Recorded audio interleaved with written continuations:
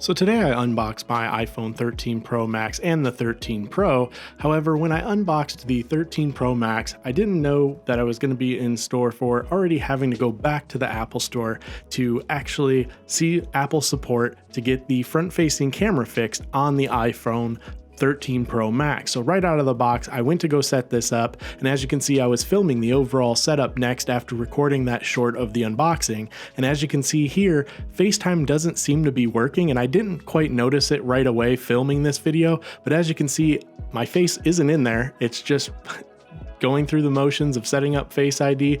And what's even more odd is it actually registers this, even though my face is not actually being recorded there.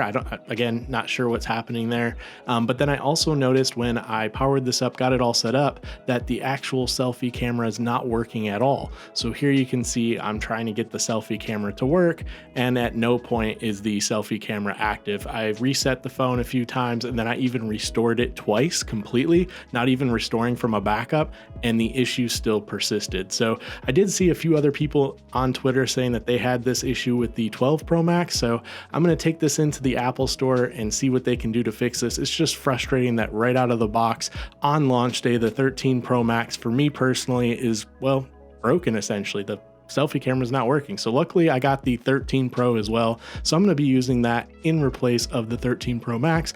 I'll let you know what Apple says once I get back from the Apple Store. Thank you, take care, and stay safe.